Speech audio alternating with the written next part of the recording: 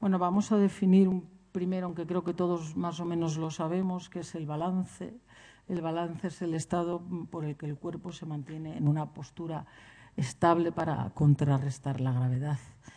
Y para mantener este balance hay tres sistemas que es necesario que funcionen. Uno es el sistema vestibular, otro es el sistema visual y otro es el sistema propioceptivo.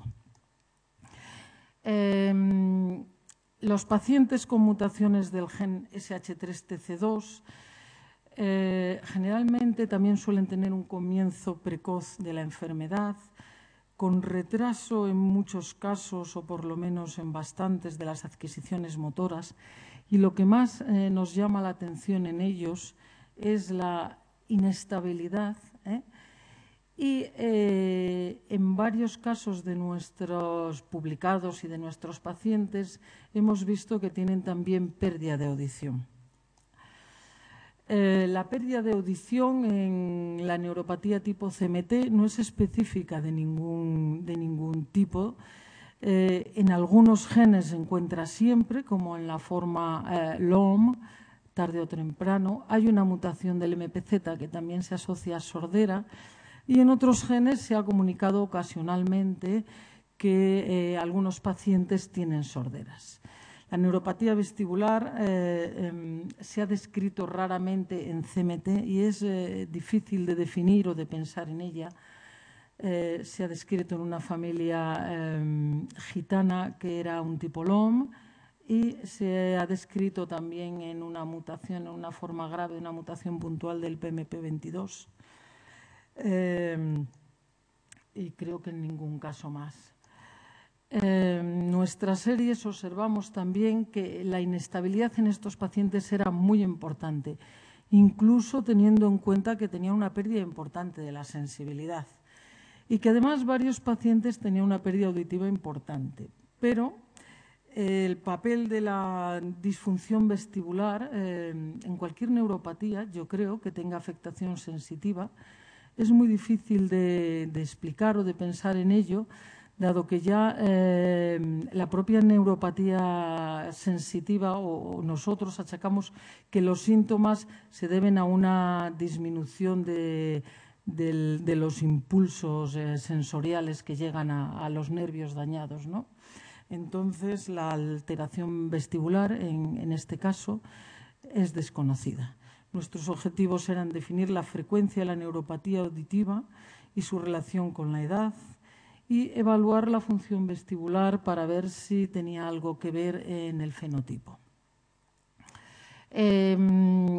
Realizamos el estudio en 10 pacientes de varias edades, desde los más jóvenes a los mayores, con mutaciones del gen SH3-TC2, y recogimos los datos clínicos y electrofisiológicos.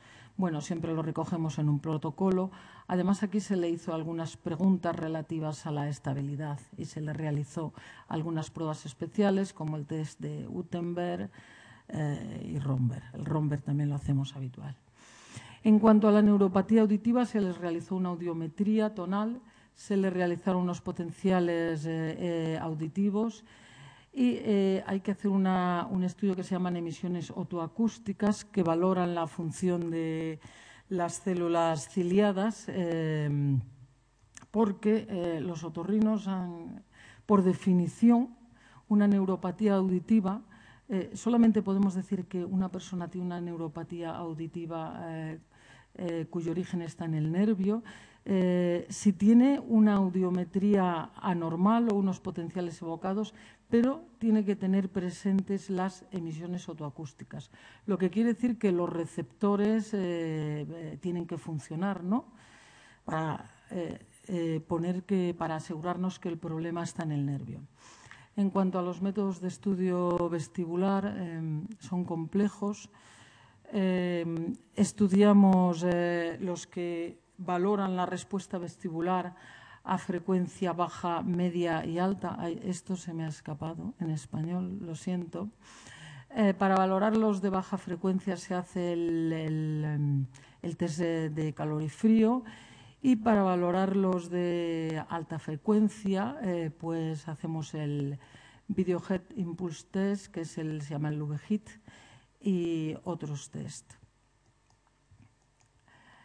Bueno, se define que es una vestíbulopatía completa si tiene anormal el VHIT, ausencia de respuestas calóricas y además tiene alteración de los otros dos test. E incompleta si tiene reducidas las respuestas calóricas y está apoyada por alguno de los otros test. En cuanto a los resultados, encontramos que, bueno, en cuanto a la clínica, solo voy a remarcar que 5 tuvieron un retraso del inicio de la marcha, 2 no podían recordar y los otros 2, 14, 15 meses. Bueno, 3 no recordaban y los otros 14, 15 meses. Que nuestros pacientes de etnia gitana tenían las 2 mutaciones fundadoras, alguno una y otros eran heterocigotos, y que teníamos otros 2 pacientes que no eran gitanos, o sea, no todos tenían la misma mutación. Todos los pacientes tenían una pérdida importante de sensibilidad. La escala CMT de discapacidad se situaba entre 16 y 24, lo que quiere decir que estaba entre moderada o ya importante discapacidad. La neuropatía es de tipo desmielinizante y en las extremidades inferiores los pacientes menores de 12 años ya no tenían potencial sensitivo del sural. En cuanto a los resultados auditivos, encontramos 3 pacientes referían pérdida de audición. Bueno, 3 pacientes estaban completamente sordos, casi había que darles voces en la consulta. Los síntomas, salvo en uno que empezó a los 5 años, eran alrededor de los 30, 20 años. Los potenciales evocados fueron anormales en todos y hemos de decir que todos tenían una neuropatía auditiva, salvo 2 pacientes que no lo podemos asegurar porque en uno las emisiones otoacústicas eran anormales. Este paciente ya tenía una sordera importantísima, es posible que ya tuviera también igual una degeneración, ¿no? Y en el otro no se le pudieron realizar el estudio. Entonces no lo podemos afirmar, pero suponemos que probablemente también la tienen. En cuanto a los resultados de la función vestibular, bueno, todos los pacientes tenían gran inestabilidad y todos tenían anormales los test de función vestibular. En 6 casos había una vestibulopatía completa y en otros 4 era incompleta.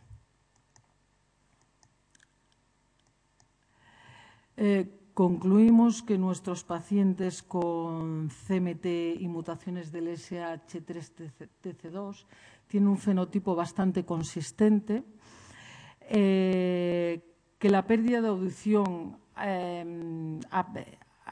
se manifestó antes de los 30 años en todos, pero que todos con los estudios podemos detectar que tenían una neuropatía auditiva y que se relacionaba con la edad, o sea que la neuropatía auditiva era edad dependiente, los de mayor edad eran los que tenían neuropatía. En cuanto al estudio vestibular, todos tienen una neuropatía vestibular, 6 completa y 3 incompleta, pero sin embargo el grado de vestibulopatía no hemos podido relacionarlo con la edad de los pacientes. La inestabilidad, que es muy llamativa en esta forma de CMT y yo creo que muchas otras, tal vez tengamos que preguntarnos si no es solo por la alteración de los nervios sensitivos o del sistema sensitivo completo, los receptores tampoco han sido estudiados, o si la vestibulopatía en qué medida puede contribuir a la inestabilidad de esta forma de CMT, y yo creo que de otras, en algunas también ya la tenemos estudiada. Así pues, la propina, en el caso de las mutaciones del GEDAP, sería la alteración de las cuerdas vocales y del diafragma.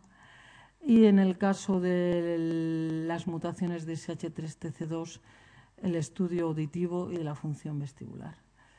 Este es nuestro grupo y nada más. Les pido otra vez disculpas por no haber podido hablarles en inglés, pero creo que habría hecho el ridículo y ya tenemos suficiente. Y porque además, no lo sé, hasta 3 días antes no sabía que la presentación era en inglés, dado que otros años era en español.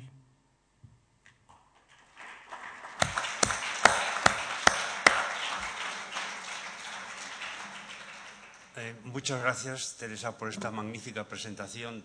Debo decir, me adelanto a decirte, que esta es la serie más importante que hay en la literatura de complicaciones de parálisis diafragmática y de parálisis laríngea en las mutaciones de GEDAP1, que el grupo de Valencia fue el que individualizó bien como una axonopatía y que las interpretaciones del caso de Baxter se prestan a mucha discusión. Desde mi punto de vista, la neuropatología es también axonal, y que en CMT4C,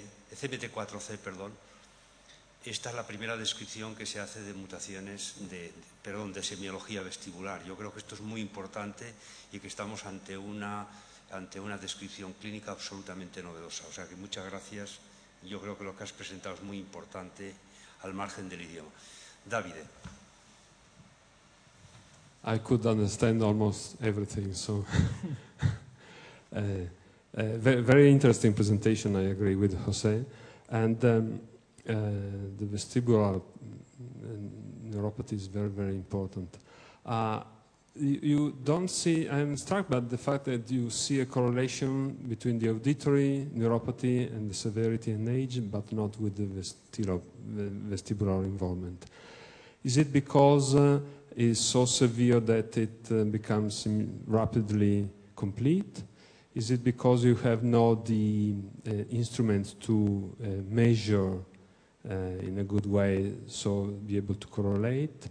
Is it because there is a compensation, a central compensation, or which is your interpretation of this lack of correlation? First. Está preguntando la relación con Yes, la I understand. vestíbulo. I understand, but we have not idea because one patient that have important deformities, important instability, but this patient have a pescabus. The deformity is so important that she can stand without support. This patient has the less severe neuropathy, and her brother has auditive neuropathy and vestibular neuropathy, important neuropathy. We don't expect when I study the sister, we don't expect the result. In this moment, we are not sure why. Okay. If I may have a second question, did you try to see whether there is a subclinical vestibular neuropathy in other CMT types, No. like GDAP1, for instance, recessive type? Yes. Subclinical, I think maybe clinical. The publication in Annals was of CMT LOM. But Yeah. in this moment, link it to the locus, but when we know it's LOM. We have studied one patient with LOM, and also is the completely vestibular neuropathy, and there are other forms. Yes. Perdona, Teresa, ¿tus pacientes tenían nistagmus alguno? No tenían nistagmus ni tenían síntomas positivos de afectación vestibular, lo cual no nos extraña, porque tampoco tienen síntomas positivos de afectación sensitiva. Correcto. No tienen hormigueos, they have no positive symptoms of sensitive problem, no? Is only instability or negative symptoms in general in CMT. I was thinking... No, the question is probably, Teresa, also, probably you are examining different systems. One is deafness, and on the other side is the equilibrium, and you are detecting subclinical involvement of the vestibular system with minimal manifestation, which are in fact subclinical, but giving more imbalance to the patients, but this is very difficult to evaluate when you have the proprioceptive deficit. In any case, the question is there are no previous studies analyzing the vestibular function in CNT patients, and more importantly, there are no previous studies in CNT4C. And I think this is very important, your contribution. Thank you very much. Jesús, ¿quieres cerrar la sesión?